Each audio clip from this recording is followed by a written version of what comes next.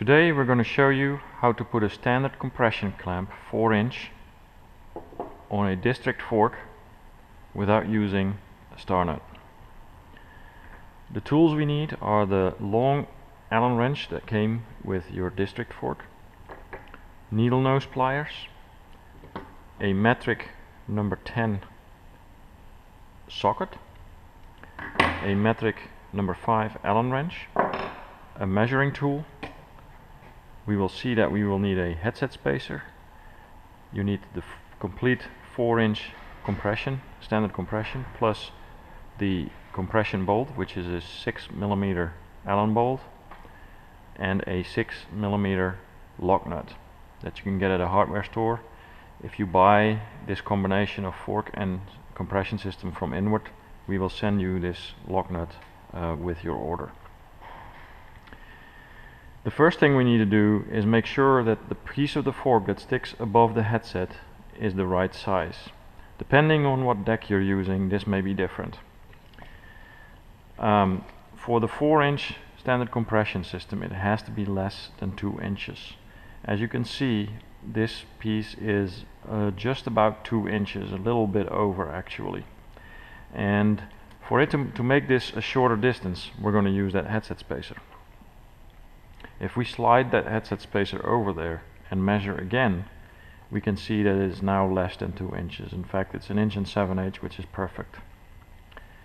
The next step then is to get that 6mm Allen bolt that came with your compression system and move that up through the bottom of the fork, through that hole in the top of the fork. Hold your Allen wrench to make sure that that bolt doesn't fall out and that your fork stays up. Get the standard compression clamp and slide it over the fork and over the bolt. Now what we can do is we can compress the headset. Grab the 6mm lock nut with your needle nose pliers and slowly move it in the clamp until you hit it on the, put it on the top of the bolt, and just turn the compression bolt with your Allen wrench until you hit the top of the lock nut where it becomes a little more difficult to turn. Then take away your needle nose pliers, hold up the bolt with your Allen wrench, and then get the socket in there and use the socket to turn the nut until it hits the cap that's in the compression clamp. Make sure, before you let go of the Allen wrench, make sure that your headset turns nicely, that there is no shake. If it doesn't, make an adjustment. Either loosen or tighten that nut. In this case it needs to be loosened a little bit because I think it's not spinning nicely. Now that's better. Now it's time to take the Allen wrench away and put the bolts into the clamp.